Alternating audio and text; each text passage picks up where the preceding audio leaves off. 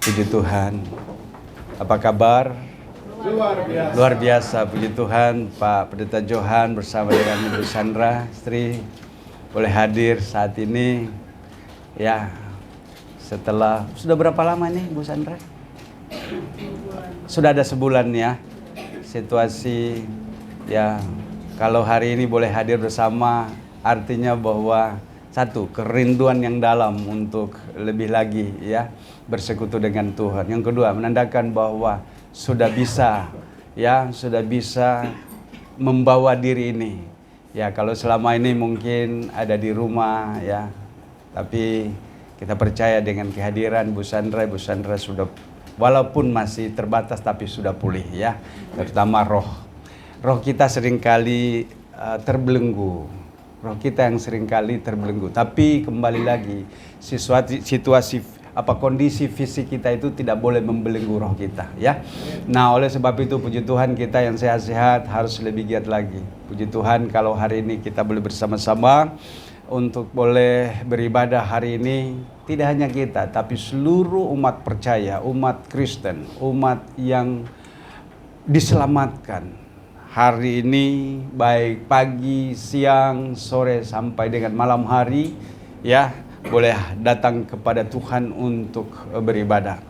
Puji Tuhan, Bapak Ibu yang dikasih oleh Tuhan, hari-hari ini kita diperhadapkan dengan situasi yang di mana-mana ada banyak orang yang berkata suasana ini suasana yang sulit. Tapi anak Tuhan tidak boleh patah semangat dengan situasi yang seperti itu. Amen.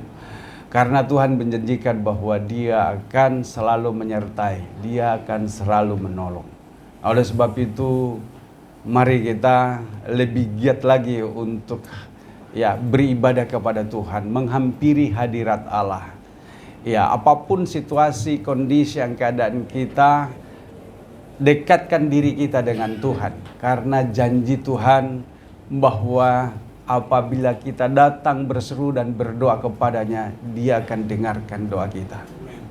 Kalau kita mengingat apa yang barusan saya sampaikan ini, kalau kita datang berdoa dan berseru kepadanya, maka Dia akan mendengarkan seruan doa kita.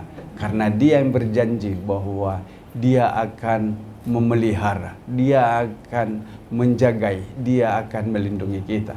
Nah, oleh sebab itu Bapak Ibu dikasih oleh Tuhan, di suasana yang semakin sulit pun kita tetap percaya bahwa Tuhan selalu memberi jalan keluar. Amin ya. Bapak Ibu yang dikasih oleh Tuhan, hari ini diingatkan kepada saya 2 hari ini Komsel Depkes. Kami membahas firman Tuhan dari Yakobus pasal 1. Semalam saya coba untuk sampaikan dari Yakobus pasal 2 untuk youth. Dan hari ini saya tergerak kembali untuk menyampaikan ya kebenaran Alkitab ini dari Yakobus pasal 1 ya. Kita akan baca dari ayat yang ke-19 sampai dengan ayat yang ke-27 ya. 27 atau 26 ya. Iya, Yakobus 19 sampai dengan 27. Nah, oleh sebab itu Bapak yang dikasih oleh Tuhan, dari nats ini kita akan membaca dari Yakobus ini, dari surat Yakobus ini kita akan baca ayat 19 sampai dengan ayat yang ke-27. Untuk itu mari semua kita perhatikan baik-baik. Nah, kebetulan ini disampaikan oleh Bu Teresia di Komsel Depkes. Saya bilang saya akan bawa di hari Minggu.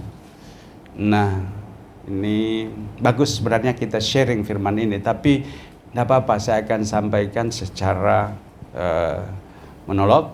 Kalau ada yang mau juga ya mau seperti di Komsel, silakan aja, nggak apa-apa. Hanya kita lihat waktu ya. Bisa panjang. Di Komsel kan waktu kita panjang. Tapi hari ini kita akan membahas, karena dari perikop yang kita baca ini di sini dikatakan pendengar atau pelaku firman. Ya, Pendengar atau pelaku firman? Nanti kita akan lihat siapa yang menjadi pelaku firman yang sesungguhnya. Apakah kita yang duduk di sini? Ya, yang duduk, yang hadir ini adalah pelaku firman. Amin. Amin. Mari akan diuji masing-masing. Apakah benar-benar kita adalah pelaku firman? Akan diuji di sini. Nah, oleh sebab itu mari kita akan baca ayat 19 sampai dengan ayat yang ke-26. Pendengar atau pelaku firman. Ayat 19, 2, 3. Hai saudara-saudara yang kukasihi, ingatlah hal ini. Setiap orang hendaklah cepat untuk mendengar, tetapi lambat untuk berkata-kata, dan juga lambat untuk marah. Ayat 20, sebab amarah manusia tidak mengerjakan kebenaran di hadapan Allah. Sebab itu buanglah segala sesuatu yang kotor dan kejahatan yang begitu banyak itu, dan terimalah dengan lemah lembut firman yang tertanam dalam hatimu, yang berkuasa menyelamatkan jiwamu. 22, tetapi hendaklah kamu menjadi pelaku firman dan bukan hanya pendengar saja, sebab jika tidak demikian kamu menipu diri sendiri. Sebab jika seorang hanya mendengar firman saja dan tidak melakukannya, ia adalah seumpama seorang yang sedang mengamat-amati mukanya yang sebenarnya di depan cermin. Baru saja ia memandang dirinya, ia sudah pergi atau ia segera lupa bagaimana rupanya. Tetapi barang siapa meneliti hukum yang sempurna, yaitu hukum yang memerdekakan orang, dan ia bertekun di dalamnya, jadi bukan hanya mendengar untuk melupakannya, tetapi sungguh-sungguh melakukannya, ia akan berbahagia oleh perbuatannya. Jikalau ada seorang menganggap dirinya beribadah, tetapi tidak mengkang lidahnya, ia menipu dirinya sendiri, maka sia-sialah ibadahnya. Ibadah yang murni dan yang tak bercacat di hadapan Allah Bapa kita ialah mengunjungi yatim piatu dan janda-janda dalam kesusahan mereka, dan menjaga supaya dirinya sendiri tidak dicemarkan oleh dunia. Amin. Dari nas yang kita baca ini berbicara tentang hal yang penting di dalam kehidupan kita sebagai orang Kristen, sebagai orang-orang yang telah menerima kasih anugerah. Nah, oleh sebab itu Bapak Ibu yang dikasih oleh Tuhan, diperhadapkan dengan kita pertanyaan ini, seperti apa yang berbunyi tentang perikop dari pembacaan kita. Pendengar atau pelaku? Ya, di sini dikatakan pendengar atau pelaku firman. Banyak orang Kristen yang saat ini adalah orang-orang yang begitu giat di dalam pelayanan.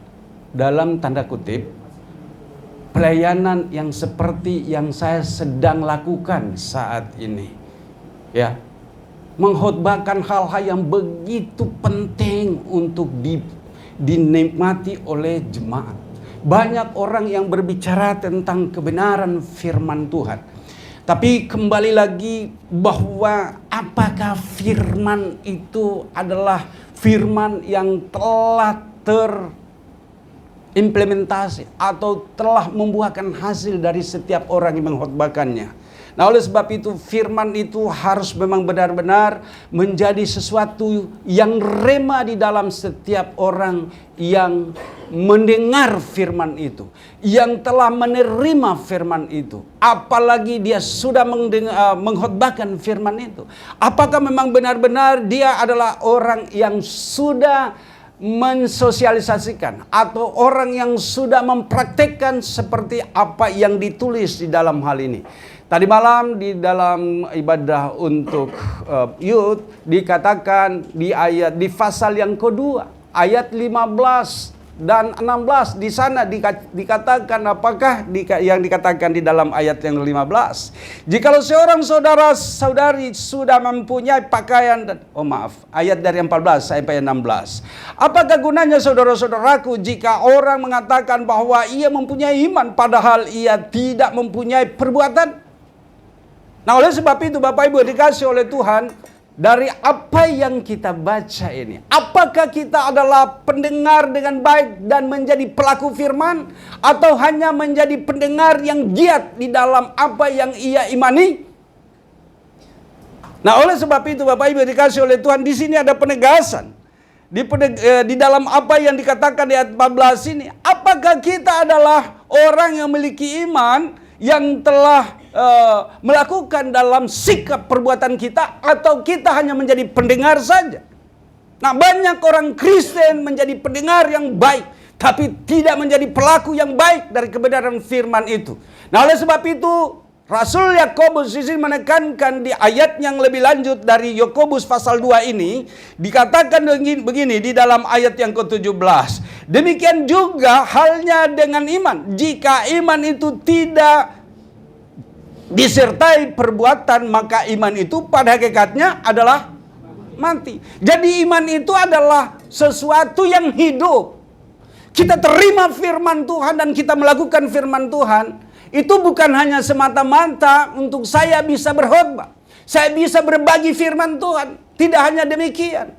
Tetapi yang dimaksudkan dari ayat ini adalah sesuatu hal yang dilakukan dalam kehidupannya apabila dia menerima firman dan dia bertindak di dalam kehidupannya sebagai orang yang dipercayakan. Makanya dikatakan di ayat yang ke-18, masih di pasal yang keduanya, tetapi mungkin ada orang yang berkata, padamu ada iman dan padaku ada perbuatan. Aku akan menjawab dia, tunjukkanlah kepadaku imanmu itu tanpa perbuatan, dan aku akan menunjukkan kepadamu imanku dari perbuatanku. Jadi iman tanpa perbuatan pada hakikatnya kosong. Orang yang khotbah tanpa perbuatan pada hakikatnya kosong. Orang yang menerima firman, orang-orang yang menerima firman, dia pulang dengan menerima firman itu, kalau tidak ada perbuatan pada hakikatnya kosong. Makanya banyak gereja yang mengkhotbahkan tentang firman Tuhan yang berapi-api, tapi dia bukan pelaku firman. Dia khotbah supaya banyak orang yang datang, orang-orang kaya di gerejanya, supaya kalau boleh dia boleh memberikan apa yang ada padanya untuk gereja itu. Tapi dia sendiri tidak bertindak. Hanya menghimpunkan kekayaan untuk gereja itu. Kemudian dia beli Mercedes, dia beli Honda, motor yang besar, moge. Nah, ini banyak hamba-hamba Tuhan yang seperti ini. Pasang pengawal dan supaya kalau kepergiannya kemana dia dikawal. Bukankah kita adalah orang-orang yang memiliki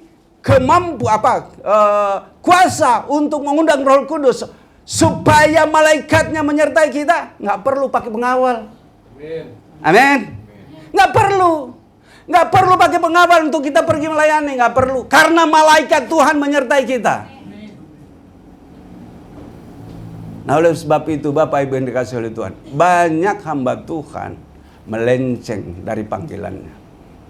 Oleh sebab itu, kalau kita mau lihat esensi daripada apa yang kita baca di pasal 1, ayatnya yang ke-19 sampai dengan ayat yang ke-27, endingnya itu di 27. Coba perhatikan dengan baik. Ayat yang ke-27 kita baca dari Yakobus ini. Ayat 27, ibadah yang murni dan yang tak bercacat. Perhatikan di situ. Ibadah yang murni dan tak bercacat di hadapan Allah Bapa kita ialah mengunjungi yatim piatu dan janda-janda dalam kesusahan mereka dan menjaga supaya dirinya sendiri tidak dicerahkan oleh dunia. Tetapi banyak orang yang sudah mencapai tingkatan tertentu di dalam pengenalannya akan Tuhan.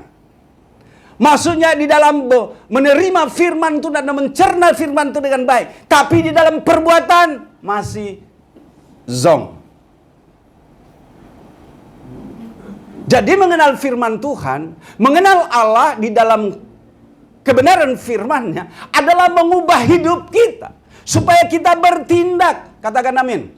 Supaya kita bertindak. Kalau di gereja ini apa yang menjadi kebutuhannya tapi engkau tidak bertindak, kamu masih nol. Zong. Engkau tahu bahwa ada bagian yang kau harus kerjakan di sini tapi engkau tidak bertindak. Nol. Iman itu harus disertai dengan tindakan. Katakan amin. Karena iman tanpa tindakan pada hakikatnya mati. Nah, oleh sebab itu Bapak Ibu dikasih oleh Tuhan, kembali lagi kita perhatikan di apa yang kita katakan ini. Di ayat yang ke-19, hai saudara-saudaraku yang kekasih, jangan, pasal 1 ya, janganlah hal ini, ingatlah hal ini, setiap orang hendaklah cepat untuk mendengar. Cepat untuk mendengar. Apa sih? Oh, firman itu baik untukku. Apa yang aku lakukan untuk apa yang saya dengar ini? Inilah iman yang bertindak. Tapi ada orang yang mendengar cepat sekali, tapi susah untuk bertindak.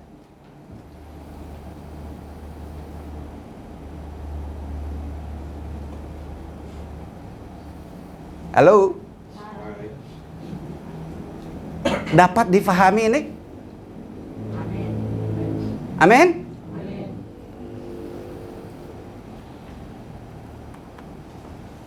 Gereja yang kaya adalah gereja yang bukan harus memiliki gedung yang besar. Gereja yang kaya bukan harus memiliki fasilitas yang mewah. Tapi gereja yang kaya adalah jemaatnya yang memang benar-benar memahami firman Tuhan dan dia bertindak melakukan kebenaran firman Tuhan. Itulah yang baik dan benar di hadapan Tuhan. Nah, oleh sebab itu dikatakan di sini, cepatlah untuk mendengar, itu pertama. Yang kedua, lambat untuk berkata-kata. Kenapa dikatakan lambat untuk berkata-kata? Banyak orang cepat untuk mendengar, tapi juga cepat untuk berkata-kata. Kalau bukan saya, gereja itu tidak akan maju.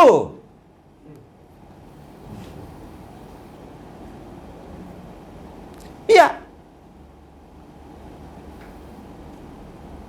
Saya sudah melakukan banyak hal di gereja ini. Seharusnya tahan untuk hal itu. Apa yang sudah dilakukan? Apa yang saya sudah lakukan? Biarkan Tuhan yang tahu apa yang saya lakukan. Tapi seringkali kita sombong di dalam hal ini. Tuhan yang dapat menilai dengan baik. Saya, walaupun saya tahu nih jemaat ini, saya pikir saya diam aja, cukup. Saya hanya katakan, Tuhan, Engkau tahu. Saya tahu, jemaat ini saya tahu. Tapi cukuplah saya katakan, Tuhan, Engkau tahu. Saya tidak akan mendesak. Saya tidak akan enggak perlu. Tuhan tahu kok. Dan firman-Nya itu sudah sampai kepada jemaat ini. Nah, oleh sebab itu dikatakan lambat untuk berkata-kata dan lambat untuk marah. Ada waktunya untuk marah. Boleh enggak marah? Boleh. Jangan marah-marah. Pak Johan boleh marah enggak, Pak Johan? Boleh banget. Puji Tuhan. Langsung singkat, tepat, tegas. Boleh marah. Tuhan Yesus pernah marah di Bait Suci. Dia hamburkan penjual merpati, dia semua penyamun yang di dalamnya. Dia obrak-abrik semua jualan yang ada di Bait Suci. Boleh marah? Boleh. Ya. Pada waktu kapan? Pada waktu yang tepat. Kita boleh marah. Makanya di sini katakan lambat untuk berkata-kata dan juga lambat untuk marah. Artinya marah itu boleh tapi tepat pada waktunya.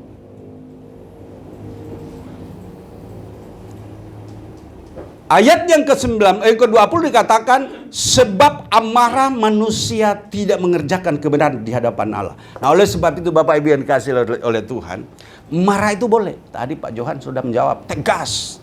Boleh, tapi harus tepat pada waktunya. Ya. Di rumah bisa aja marahnya itu enggak henti-hentinya dari pagi sampai malam, kalau boleh sampai tengah malam. Wah, ini gawat kalau yang seperti ini. Jangan marah-marah ya. Biasanya, halo ibu-ibu, jangan marah-marah ya. Kalau sedikit yang dibawa suami, bersyukur ya. Ya, jangan marah-marah. Nanti suami ngambek, nggak mau pergi lagi untuk kerja. Oke, Bapak Ibu dikasih oleh Tuhan. Ya, ayat yaitu yang pertama dikatakan cepat mendengar, lambat untuk berkata-kata. Yang ketiga itu lambat untuk marah, sebab marah itu tidak mengerjakan yang baik di hadapan Tuhan. Yang keempat di ayat 21, sebab itu buanglah segala sesuatu yang kotor dan kejahatan yang begitu banyak itu, dan terimalah dengan lemah lembut firman yang tertanam di dalam hatimu, yang berkuasa menyelamatkan jiwamu. Bapak Ibu, selain daripada lambat untuk mendengar, cepat untuk mendengar, lambat untuk berkata-kata, lambat untuk marah, ya. Ternyata di sini di ayat 21 harusnya kita harus membuka hati kita untuk menerima firman Tuhan dengan lemah lembut. Iya, kenapa? Karena firman itu yang akan mengubahkan kita. Firman itu yang akan mengubahkan karakter yang marah-marah. Firman itu yang akan mengubahkan sikap hidup kita yang pelit. Firman itu akan mengubahkan sikap kita itu untuk sesuatu yang tidak berkenan di hadapan Tuhan. Makanya dikatakan di ayat yang ke-21 ini bahwa buanglah segala sesuatu yang kotor dan kejahatan yang begitu banyak. Banyak sekali sesuatu hal yang tidak berkenan di dalam hati kita sebagai orang yang saat ini pun sudah percaya kepada Tuhan. Banyak sekali. Itulah penghambat kita untuk mengenal Allah dengan baik dan sempurna.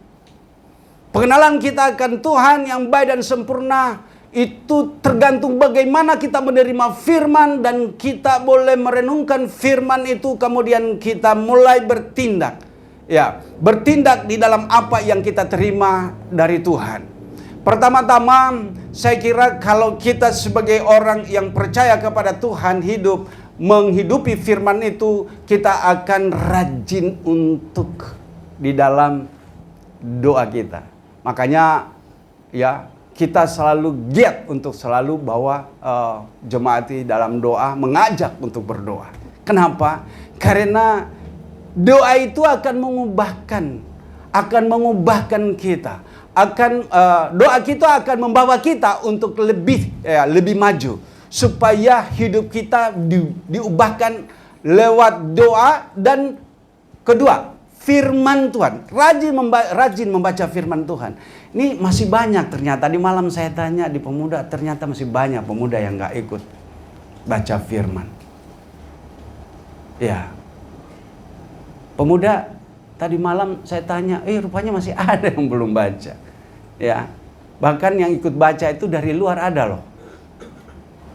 Iya. Yang bukan dari jemaat ini, tapi dari luar. Ikut membaca. Masakan kita yang ada di dalam ini tidak ikut membaca. Jangan kita berkata, saya bisa baca sendiri. Enggak. Kalau bisa baca sendiri dan rutin, tekun, oke. Tapi kalau kita ya seminggu sekali, kalau boleh enggak, ya kalau boleh seminggu sekali udah cukup. Inilah kekurangan kita. Ya, seharusnya firman itu seperti makan ya setiap hari. Sarapan pagi, makan siang, makan malam, ya sama dengan doa. Siapa yang ikut di pembacaan? di grup pembacaan. Siapa yang ikut di grup pembacaan firman Tuhan? Udah lama ini tidak ditegaskan di mimbar ya. Iya, makanya saya lihat di grup itu pembacaan itu hanya sedikit, hanya yang setia aja. Ya walaupun tidak lolos sampai selesai, ikutlah ya. Dan kemudian nanti diingatkan lagi, ikutlah membaca firman Tuhan. Ya. Saya mau tanya, apakah itu kesukaan atau beban? Siapa yang menganggap membaca firman Tuhan itu beban? Halo? Hai. Yang hai? Ikut baca enggak? Amin, puji Tuhan. Puji Tuhan ya. Ya.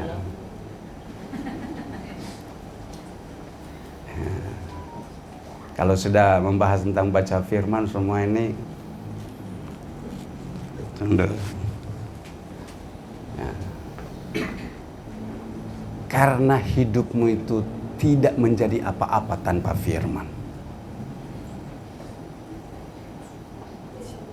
Bacalah firman. Kalau engkau konsisten sendiri, puji Tuhan. Kenapa kita sediakan wadah? Karena ada keterbatasan. Di dalam kehidupan kita ternyata kita tidak mampu untuk kontrol diri kita supaya setiap hari kita bisa mengkonsumsi firman Tuhan. Tadi malam pulang dari Feinboot, sampai di rumah udah jam 11 lewat. Ternyata saya belum baca firman. Tahu enggak? Akhirnya saya harus baca dulu firman. Saya baca. Ternyata udah berat mata saya, habis saya baca. Tolong mah di posting itu, didaftarkan, dilaporkan.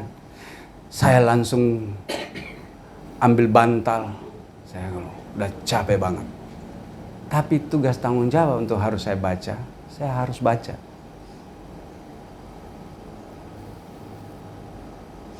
Hai PDP, hai PDM, ada di mana engkau?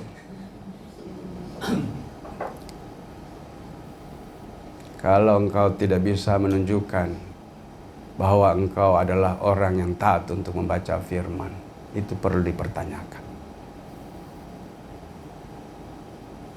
Perlu dipertanyakan. Nah, oleh sebab itu tugas kita adalah mempertanggungjawabkan iman kita. Di sini dituntut kita untuk mempertanggungjawabkan iman kita.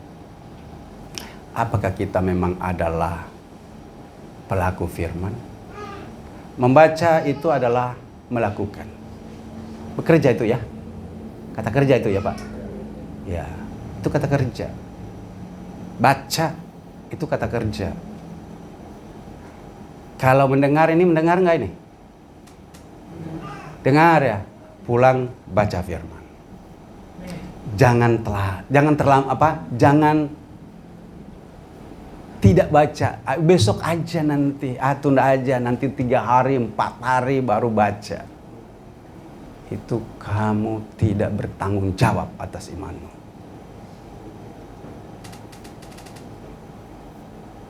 Baca. Kalau kita adalah pelaku firman, baca firman.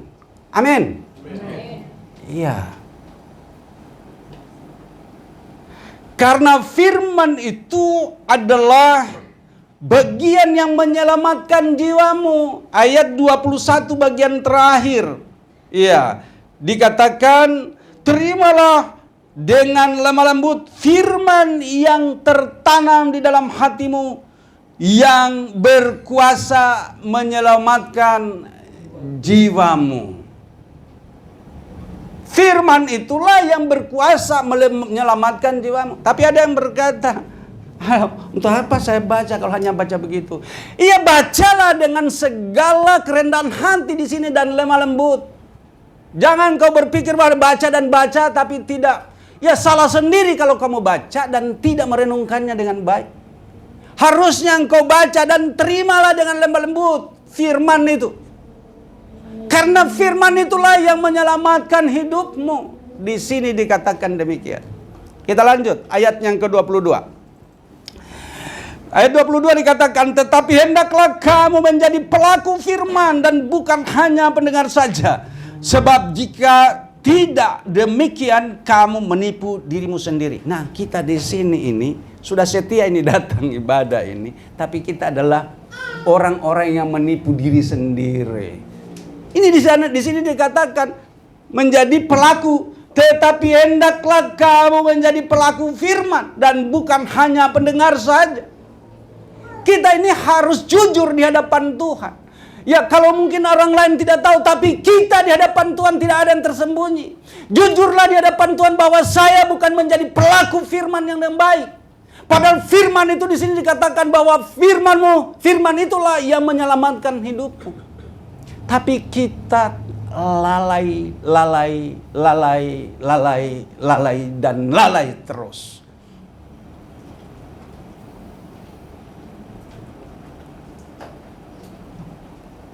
Ada pembacaan Alkitab itu yang masih berlangsung 4-6 hari ya. Ya. Siapa admin? 7 ya. Masih bisa dikejar. 2 jam saya duduk itu selesai itu. Atau ya 5 jam lah. Saya selesaikan itu semua. Untuk saya mau ikut. Siapa yang mau daftar? Angkat tangan. Masih ada yang mau daftar? Takut semua. Itu takut. Ini ditantang ini. Takut kan? Takut. Untuk baca firman aja takut.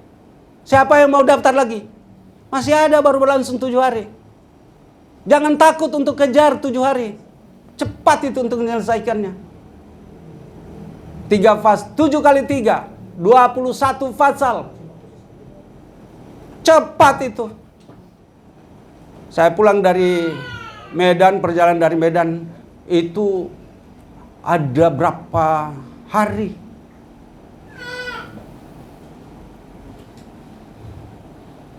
3 minggu.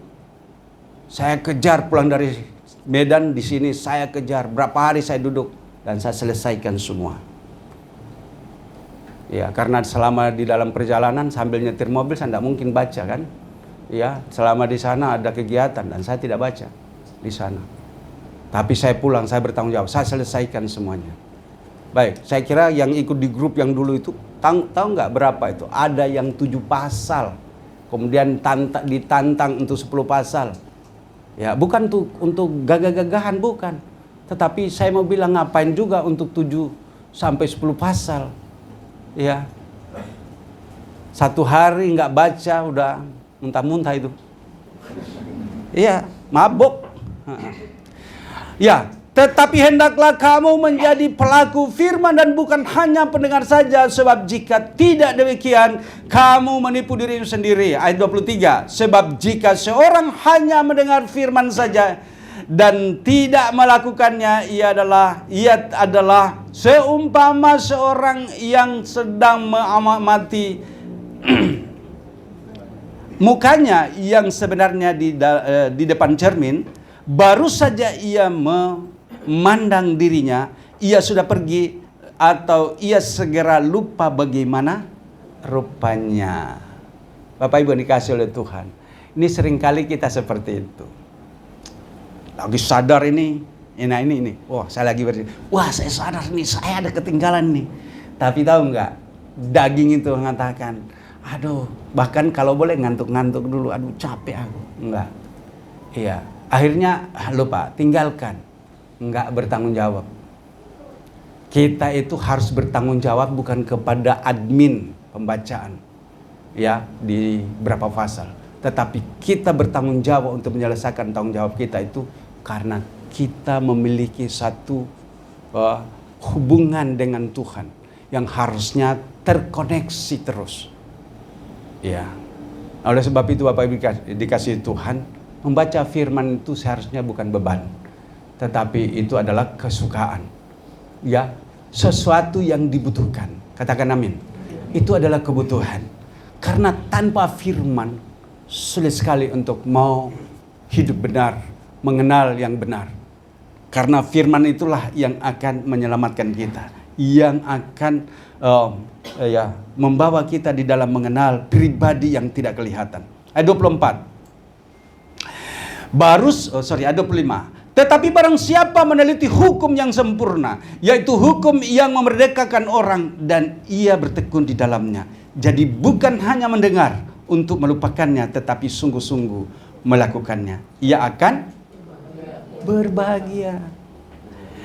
Iya, ini kalau kita melihat bahwa apa yang kita kerjakan ini adalah beban, ya sulit itu. Tidak akan berbahagia orang-orang seperti itu. Tapi kalau kita melihat ini, kalau kita memandang ini semua, membaca firman itu adalah kesukaan kita, maka kita akan bahagia. Kenapa? Karena di dalamnya ada banyak tuntunan. Di dalamnya ada banyak berkat yang Tuhan mau bagikan. Di dalamnya ada sukacita yang luar biasa yang Tuhan janjikan. Tapi karena kita malas untuk baca firman, akhirnya terlewatkan, kita tidak mengerti arti hidup yang telah diselamatkan. Seharusnya kita sudah menerima keselamatan. Tapi karena kita terbebani oleh kedagingan kita, yang menghambat kita untuk mengenal, yang membebani kita untuk tidak dapat menerima janji Bapa, maka kita akhirnya merasakan bahwa kayaknya nggak ada damai, ya kayaknya hari ini saya nggak ada damai, ya salah sendiri. Damai itu harusnya ada selalu, on time dia. Pada waktu engkau datang berdoa, pada waktu engkau baca firman, damai Kristus Yesus selalu tersedia, konsisten, ya instan, dan selalu ada dan selalu ada. Ada amin? Iya. Dia tidak janjikan nanti yang akan datang, enggak. Dia selalu up to date. Dia selalu ada pada waktu di mana kita membuka hati kepada Tuhan. Firman yang kau buka, di situ ada janji Tuhan. Saat engkau berdoa, saat engkau buka hatimu dalam doa, Tuhan hadir. Saya pernah bertanya begini. Sesuai dengan firman Tuhan dikatakan bahwa Tuhan itu hadir di dalam hati kita. 1 Korintus 3 ayat 16. Tidak tahukah kamu bahwa kamu adalah bait Allah di mana roh Allah berdiam? Sebab bait Allah, siapa yang membinasakan bait Allah, maka Allah akan membinasakan dia. Sebab bait Allah adalah kudus dan bait Allah adalah kamu. Nah, saya bertanya gini, kalau kita tidak hidup di dalam kesetiaan untuk berdoa dan membaca firman, roh itu ada di mana?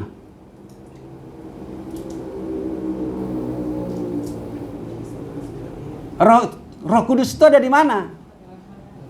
Katanya di dalam hati. Kalau dalam perjanjian lama itu bayang-bayang saja, ada di atas kepala. Tapi zaman anugerah itu Roh Kudus tidak tinggal di luar, tapi Roh Kudus tinggal di dalam. Nah, kalau kita tidak konsisten dengan panggilan kita, apa fungsi Roh Kudus dalam dirimu? Stuck. Dia tidak berfungsi karena engkau tidak fungsikan. Padahal Roh Kudus itu dia akan bekerja dengan konsisten. Pada waktu engkau berdoa, maka Roh Kudus akan bekerja. Saat engkau membaca firman, Roh Kudus akan menuntunmu, karena dia adalah penolong. Yohanes pasal 14 ayat 26. Ayat 20. Yohanes 14 ayat yang ke-15. Apabila engkau mengasihi aku, maka engkau akan menuruti segala perintahku. Ayat 16. Coba buka dulu supaya kita. Yohanes 14 ayat yang ke-16, 17, kemudian 26. Iya. Aku akan minta kepada Bapa, dapat lihat di belakang. Kita baca bersama-sama. Aku akan minta kepada Bapa dan ia akan memberikan kepadamu seorang penolong yang lain supaya ia menyertai kamu selama-lamanya. Selama-lamanya. Saat engkau berdoa, Roh Kudus bekerja. Saat engkau membaca firman, Roh Kudus bekerja. Karena Dia akan sertai selama-lamanya. Tapi jika engkau tidak berdoa, tidak membaca firman, Roh Kudus apa fungsinya? Kau tidak fungsikan. Roh Kudus itu harus berfungsi sebagaimana engkau menerimanya. Tapi kalau engkau tidak bekerja, tidak melakukannya, Roh Kudus itu engkau anggap sampah. Sampah. Roh Kudus itu harus bekerja di dalam diri kita. Tapi kalau kita tidak melakukannya, kita tidak aktif, maka Roh Kudus itu abstain. Dia diam saja. Memang ada di dalam, tapi tidak berfungsi. Karena kalau ada di dalam yang kita mau bergerak, dia akan berfungsi dengan baik. Makanya di sini dikatakan, coba baca ayat lanjutnya, ayat 17. Yaitu roh kebenaran. Dunia tidak menerima dia, sebab dunia tidak melihat dia dan tidak mengenal dia. Tetapi kamu mengenal dia, sebab ia menyertai kamu dan akan diam di dalam kamu. Bapak Ibu dikasih oleh Tuhan, Roh Kudus itu dikatakan di sini bahwa kebenaran bahwa itu tidak dikenal oleh dunia. Nah, sering kali kita ini terbeban oleh kedagingan kita sehingga akhirnya kita malas. Malas di dalam beribadah, malas di dalam berdoa, malas di dalam membaca firman, malas untuk mendengarkan firman Tuhan. Sehingga akhirnya kita tidak memanfaatkan dengan baik firman Roh Kudus itu. Dan sifatnya dia hanya status quo. Tidak berfungsi. Kenapa? Karena kita tidak memfungsikannya. Memang dia adalah penolong, tapi kita ini yang sudah menerima Yesus, kita tidak memanfaatkan dengan baik. Ayat 26 buka. Ayat 26. Kita baca bersama. Tetapi penghibur yaitu Roh Kudus yang akan diutus oleh Bapa dalam namaku, dialah yang akan mengajarkan segala sesuatu kepadamu dan akan mengingatkan kamu akan semua yang telah kukatakan kepadamu. Banyak orang yang Roh Kudus katakan, "Hei, bangun! Hai, baca firman, hai berdoa." Tapi kita bermalas-malasan. Enggak sama sekali gubris dengan hal itu. Roh Kudus berkali-kali diingatkan kepada kita. Hari ini mungkin iya, tapi besok mulai malas lagi. Kenapa? Beban yang kita tanggung ini, kalau kita kembali ke pembacaan kita, terlalu banyak. Beban yang kita tanggung itu terlalu banyak. Dosa itu terlalu menindih kita. Dosa itu tidak bisa engkau bilang, yang ku tahu bahwa Yesus sudah tergantung di kayu salib, dia sudah membebaskan dosaku. Benar. Tapi kalau engkau tidak mengerjakan keselamatanmu, kau tidak punya apa-apa. Imanmu itu kosong, nol besar. Mengenal Tuhan adalah aktif. Mengenal Tuhan bukan pasif. Mengenal Tuhan itu adalah bagian yang akan menggerakkan. Bukankah Roh Kudus itu adalah dinamo, dunamis? Ya, Pak Johan pernah untuk mengabadikan ini. Bahwa Roh Kudus itu adalah penggerak yang akan membawa kita semangat. Tetapi kita terbeban dengan dosa. Dosa adalah penghambat kita. Yesaya pasal yang ke-59 ayat yang 1 dan 2. Yang membuat kita itu terpisah dengan Allah itu dosa. Coba buka dulu. Yesaya pasal 59 ayat 1 dan 2. Kita baca. Sesungguhnya tangan Tuhan tidak kurang panjang untuk menyelamatkan, dan pendengarannya tidak kurang tajam untuk mendengar. Ayat 2. Tetapi yang merupakan pemisah antara kamu dan Allahmu ialah segala kejahatanmu, dan yang membuat dia menyembunyikan diri terhadap kamu sehingga ia tidak mendengar ialah segala dosa. Dosa adalah penghambat utama untuk kita mengenal kebenaran. Dosa adalah penghambat utama untuk membuat kita tidak terberkati. Berkat Tuhanlah yang menjadikan kita kaya. Berkat Tuhanlah yang menjadikan kita bersukacita, damai sejahtera.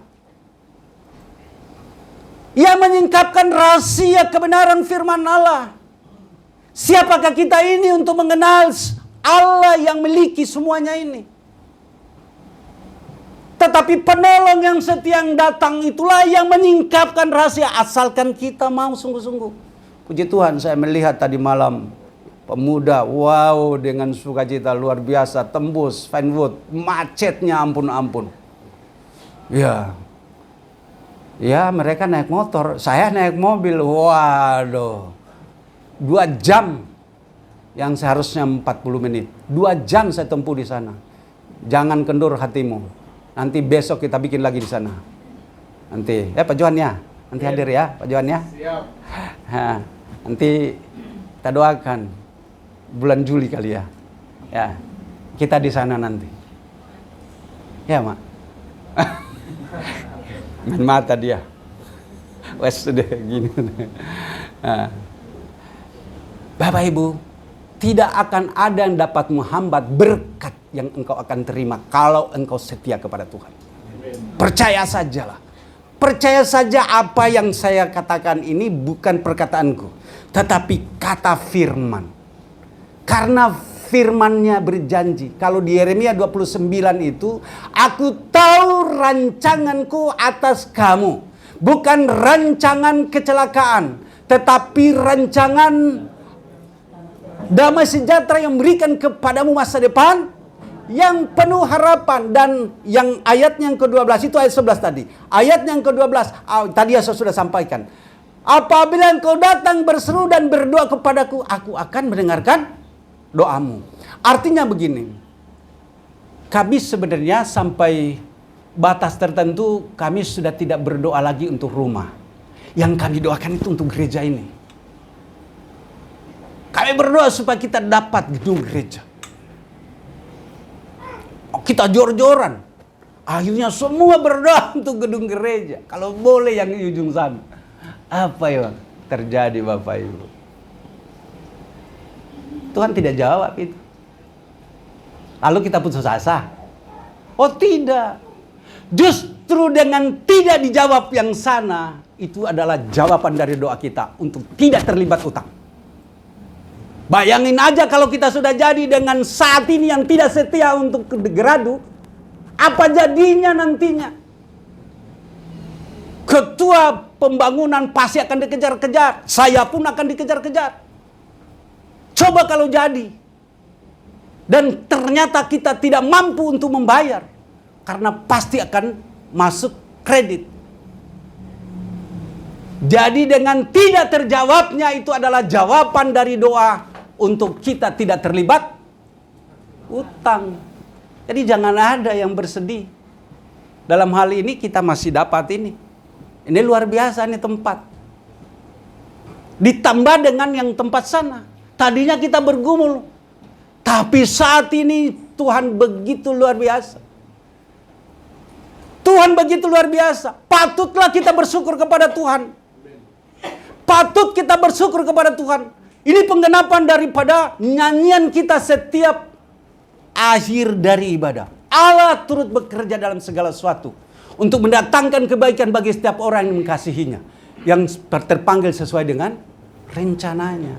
Tuhan tidak akan membiarkan kita terseok-seok. Dan persoalan ini bukan persoalan baru-baru saja. Persoalan yang dulu pernah kita akan kita akan mengontrak di apa namanya? Di Agung Shop. Kita sudah bikin perjanjian. Apa yang terjadi? Saat saya harus tanda tangani, saya katakan sama istri, "Ma, hentikan dulu itu. Jangan kirim." Saya langsung itu konstan, langsung Tuhan Roh Kudus bekerja. Tidak. Kita akan tetap di sini. Apa yang terjadi Bapak Ibu yang dikasihi oleh Tuhan? Kalau kita jadi waktu itu, tempatnya itu tidak bisa muat jemaat ini. Itu yang pertama. Yang kedua, kita harus isi dengan kursi, sound system, itu biaya semua tidak cukup dengan dana yang ada waktu itu cuma 100 juta. Nggak cukup itu. Kita harus buat lagi set itu tempat untuk ibadah. Nggak cukup.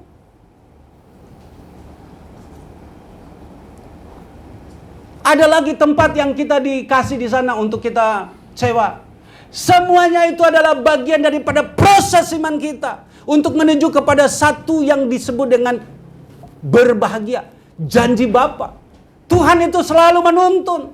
Jadi waktu-waktu yang begitu sempit, Tuhan selalu buka jalan. Tidak anakku, bukan itu.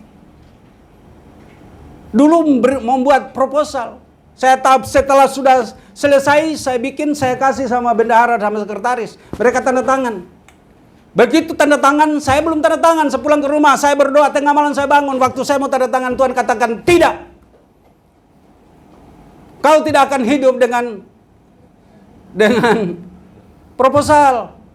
Tapi Tuhan akan janjinya, saya pegang janji Tuhan. Walaupun sampai dengan saat ini belum. Ya, mohon maaf kalau jemaat ini mungkin agak sedikit dengan cara-cara seperti ini. Tapi saya mau sampaikan. Tuhan itu jelas selalu berbicara. Bagaimana saya dibawa untuk saya mendapatkan seorang istri, sama semuanya itu. Bagaimana saya harus menjadi hamba Tuhan, sama semua itu Tuhan selalu berbicara. Jelas, audible, Tuhan berbicara. Nah, kita kadang-kadang kan berpikir, bagaimana untuk mendengarkan suara? Nah, dekat dengan Tuhan, berdoa, berpuasa kalau perlu, baca firman, jangan bolong-bolong. Baca supaya engkau dekat dengan Tuhan, maka Tuhan akan berbicara kepadamu. Tidak dalam bentuk, Dia akan selalu berbicara tepat pada waktunya. Tidak bagaimana, enggak. Tuhan itu selalu akan buka bagi kita. Nah, oleh sebab itu dekat dengan Tuhan. Kapan waktunya? Saat ini waktu untuk harus kita lebih dekat dengan Tuhan. Jangan tunggu besok, jangan tunggu nanti tahun depan. Jangan, engkau akan terlambat. Jadi harus sungguh-sungguh. Nah, disinilah dikatakan bahwa kita ini ternyata selama ini kita kan berpikir bahwa ini kok sekian lama saya ikut Tuhan. Ya. Sekian lama saya ikut Tuhan kok begini-begini aja. Itu bukan salah Tuhan. Introspeksi diri. Lihat ada apa. Tapi yang jelas bahwa Pengkhotbah 3 ayat 11 itu dikatakan Ia membuat segala sesuatu indah pada waktunya. Kalimat ini adalah kalimat yang saya selalu combine dengan Roma 8 itu. Allah turut bekerja dalam segala sesuatu. Saya selalu combine itu. Kemudian sebagai satu referensi yang saya pegang, Yeremia 29 itu. Jadi manfaatkanlah waktu ini. Karena waktu-waktu ini adalah waktu yang jahat. Justru karena kita sudah mengenal Tuhan dan kita tahu waktu ini adalah waktu yang jahat, maka kita harus lebih sungguh untuk mengerjakan apa yang menjadi tanggung jawab kita. Jangan lalai. Lakukan itu. Mungkin kita berpikir bahwa saya tidak dapat apa-apa dari hal itu. Oh, mohon maaf. Selama saya mengiring Tuhan, saya tidak menuntut untuk dapat apa-apa. Tapi yang terpenting, saya mengenal Allah. Perkara yang lain, itu janjinya Matius 6 ayat 33. Carilah dahulu kerajaan Allah dan segala kebenarannya. Segala sesuatu akan ditambahkan. Dan sampai dengan saat ini ternyata benar. Tuhan itu memelihara hidup orang yang konsisten. Pengharapanku hanya kepada Tuhan saja. Pengharapan kita hanya kepada Tuhan. Andalkan Tuhan karena Dia telah berjanji. Percaya, jangan pernah ragukan. Percaya saja. Kalaupun kita mengalami masalah, mengalami kendala, atau mungkin saat ini kita belum menjadi apa-apa, percayalah. Itulah namanya iman. Iman itu akan diuji oleh waktu. Iman itu akan diuji oleh masalah. Makanya saya selalu katakan, masalah adalah vitamin bagi iman kita. Makanya di dalam Yakobus pasal 1 ayat 12. Berbahagialah orang yang bertahan dalam pencobaan, sebab apabila dia tahan uji maka ia akan menerima mahkota. Mahkota itu tidak diukur dari apa yang kau miliki, tidak.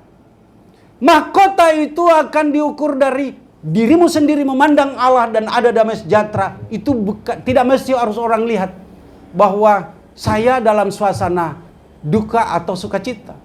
Tetapi aku tahu bahwa kondisi dan keadaan saya di hadapan Tuhan selalu diberkati oleh Tuhan. Di dalam situasi yang sulit sekalipun saya melihat bahwa itu adalah bagian daripada proses hidup saya untuk harus saya lewati. Dan saya tahu lewat dari masalah itu saya tahu ada janji Tuhan.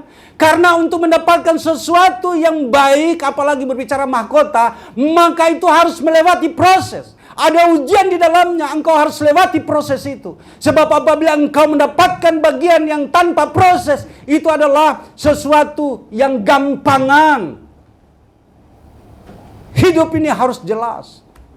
Jadi jangan pernah kecewa dengan masalah yang kau hadapi. Hadapi semua masalah yang ada dan andalkan Tuhan. Tuhan akan menolong engkau. Firman yang saya sampaikan tadi itu adalah janji-janji yang sudah Tuhan sampaikan. Bahwa Tuhan tidak akan pernah terlambat untuk menolongmu. Ya dan amin. Oleh sebab itu Bapak Ibu dikasih oleh Tuhan, kalau kita sudah sampai kepada tingkat itu, maka kebahagiaanmu itu tidak bisa dilihat, tidak bisa dikatakan bahwa kalau orang lain enggak. Ukurannya adalah saya dengan Tuhan. Orang lain boleh berkata apa saja, tapi ukurannya saya dengan Tuhan. Orang boleh mencibir, tapi saya tahu bahwa Tuhan ada di pihak saya. Orang boleh ngata-ngatain saya, tapi saya tahu bahwa siapa saya di hadapan Tuhan. Saya pertanggungjawabkan iman saya di hadapan Tuhan. Nah, oleh sebab itu orang mau bilang apapun, saya perkatakan bahwa iman saya selalu tertuju kepada Tuhan. Jadi saya tidak menganggap itu semua adalah bagian yang akan menciderai saya atau yang akan menindih saya. Enggak, saya anggap itu adalah vitamin bagi saya. Iman saya. Harusnya iman kita sudah sampai kepada tingkatan. Nah, kalau mau sampaikan tingkatan iman, yang saya selalu sampaikan di dalam 2 Petrus pasal 1 ayatnya yang ketiga sampai dengan ayat yang keberapa di sana itu bicara tentang ayat yang ke-7. Tapi kalau kita lewati dari ayat 7 itu berbicara tentang orang-orang yang telah melewati itu, sudah melewati ujian itu. Dia akan berkata, Tuhan itu luar biasa. Bapak Ibu yang dikasih oleh Tuhan, jangan kau berpikir bahwa situasi, kondisi yang kau alami saat ini itu sepertinya Tuhan tidak memelihara hidupmu. Enggak, itu salahmu. Kenapa? Karena Tuhan sudah menjanjikan, datang kepadaku. Matius 11 ayat 28, hai yang letih lesu dan berbeban berat, marilah kepadaku, aku akan berikan kelegaan kepadamu. Jelas itu. Tapi kita membiarkan Tuhan itu di luar.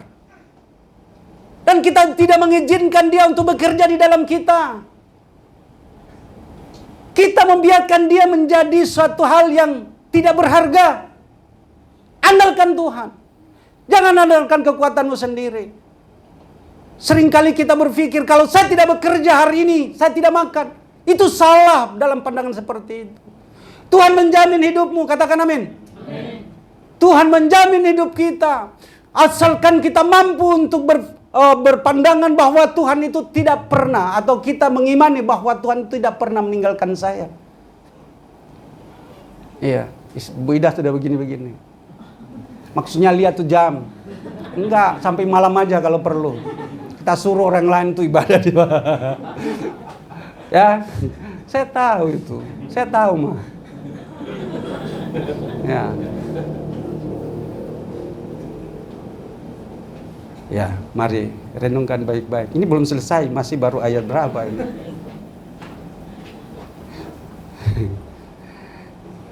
Ini udah panas di sini mah. Ya, enggak bilang juga saya sudah harus turun ini. Ya. Tapi ingatlah bahwa betapa baiknya Tuhan ini. Kasih setianya untuk selama-lamanya bagi kita. Baik, kita lihat ayat yang ke-20. Saya tidak bisa berhenti kalau saya tidak melanjutkan. Jikalau ada orang menganggap dirinya beribadah tetapi tidak mengekang lidahnya. Ini lagi satu. Lidah ini. Tadi sama dengan ayat yang di atas itu. Mengekang lidahnya. Ia menipu dirinya sendiri. Maka sia-sialah ibadahnya. Sia-sia ibadah kita kalau kita jadi pencemooh di sini. Sia-sia ibadah kita kalau kita menjadi pencibir. Sia-sia ibadah kita kalau kita sia-sia. Sia-sia ibadahmu. Kasihan kau udah capek-capek, tapi pola kamu berbicara itu menyakiti orang.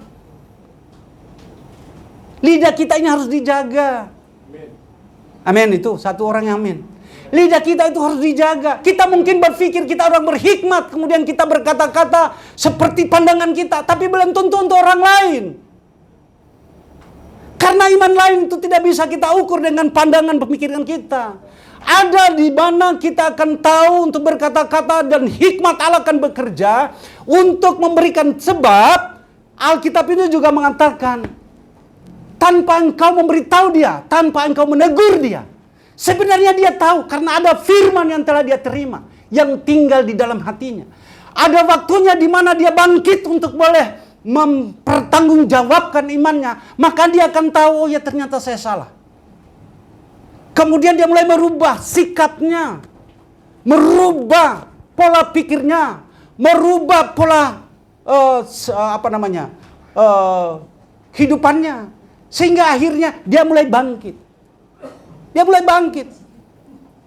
Kenapa saya selalu sepertinya, ya saya berdosa sebenarnya kalau saya tidak menegur sesuai dengan Yehezkiel. Banyak orang yang saya tahu di sini berdosa. Tapi saya tahu bahwa firman ini lebih baik dia berbicara padanya. Makanya firman yang disampaikan ini adalah firman yang dari Allah yang saya sampaikan. Saya tidak mau mencuri kemuliaannya. Tapi kalau engkau juga mengeraskan hatimu, ya jangan salahkan gereja ini, jangan salahkan yang khotbah di tempat ini, jangan salahkan Tuhan juga. Itu salahmu. Kenapa engkau hidupmu itu terburuk sampai dengan saat ini? Itu salahmu. Engkau tahu firman Tuhan begitu jelas, akurat. Engkau tidak datang kepada Tuhan. Engkau tidak percayakan masalahmu kepada Tuhan. Mari datang dan letakkan persoalan di bawah kaki Kristus. Dia akan memberikan kelepasan daripadamu. Dia angkat kuk di pundakmu. Itulah yang membebani engkau sehingga engkau tidak berdaya. Tuhan akan memberikan apa yang menjadi kerinduan. Ada amin? Nah, lidah itu sering menjadi penghambat. Ternyata lidah ini seringkali menjadi batu sandungan bagi kita. Seseorang, kau bisa doakan saja dia. Lihat dia persoalannya, doakan saja dia. Maafkan saya ini waktu udah, ya. Tapi ini harus disampaikan. Doakan saja dia. Doakan. Sekali lagi saya mau katakan, doakan aja dia. Ada waktunya. Ia membuat segala sesuatu indah pada waktunya. Ada waktunya. Pertobatan seseorang itu kalau dia sadar dari dirinya sendiri. Itu yang lebih penting ketimbang saya datang dan saya katakan kau sudah berdosa. Tapi kalau saya doakan dan kemudian orang itu sadar. Itulah yang paling indah. Artinya dia merasakan bahwa ternyata Tuhan itu mengasihi saya. Bukan karena Pak John mengasihimu. Tidak. Saya ini untuk diri saya sendiri saya sudah bersyukur. Tapi kalau ada jemaat ini yang sadar dan dia datang kepada Tuhan, meletakkan beban di hadapan Tuhan, dan dia sungguh-sungguh sadar dan dia bertobat di hadapan Tuhan, itu lebih baik ketimbang saya datang. Sadar. Enggak, itu tidak bermanfaat lebih baik. Itu paling hanya sebagai tugas saya, sebagai hamba Tuhan. Tetapi yang paling penting, doakan dia. Ya, ketimbang saya datang, saya berkata-kata kepadanya, ternyata saya menghakimi dia. Lebih parah lagi, dia akan lebih terburuk lagi. Bahkan saya mungkin sepertinya saya sebagai orang yang mendorong dia dari belakang, tercebur.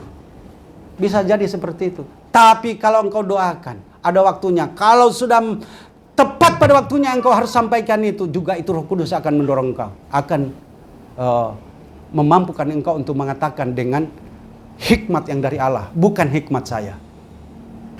Mari perhatikan dengan baik kalimat-kalimat yang ada di sini. Yang terakhir, ibadah yang murni dan yang tak bercacat di hadapan Allah ya Bapa kita ialah mengunjungi yatim piatu dan janda-janda dalam kesusahan mereka dan menjaga supaya dirinya tidak dicemarkan oleh dunia. Bapak Ibu, ini penting. Ending dari semuanya ini ada di sini. Gereja sebesar apapun kalau hal ini tidak dilakukan, nol. Khotbah yang sebagus apapun kalau dia tidak menjadi pelaku, tetap nol. Lebih baik yang kecil ini, tapi mari kita sama-sama. Dan saya sudah melihat, makanya kenapa slogan kita yang tadinya Together We Can, iya, ditambah Christ Family, itu ada yang mengusulkan dulu. Tambahkan Christ Family. Kemudian ditambahkan lagi Never Give Up. Ini berapa kali perubahan? Ditambahkan lagi Level Up. Terima kasih Pak Johan. Orang-orang yang sebenarnya yang kita lihat bahwa ini adalah bagian yang memproses jemaat ini. Dan kebersamaan jemaat ini sebelum kita pindah dari sebelah, tahu nggak? Di depan itu nggak akan ada yang pulang kalau ya sampai orang yang beribadah itu berikutnya itu datang. Baik Bapak Ibu dikasih lihat oleh Tuhan, kita sampai di sini ternyata baru saya sudah sadarkan ini. Ya, tapi yang penting saya sudah sampaikan. Masih ada perjamuan kudus. Ya. Saya harus klarifikasi dulu dengan Ibu Gembala yang sudah mengingatkan saya. Tapi firman Tuhan harus disampaikan. Baik, puji Tuhan. Sampai di sini firman Tuhan. Mari saya undang ke depan untuk WL Singers. Dan kita akan masuk dalam perjamuan kudus.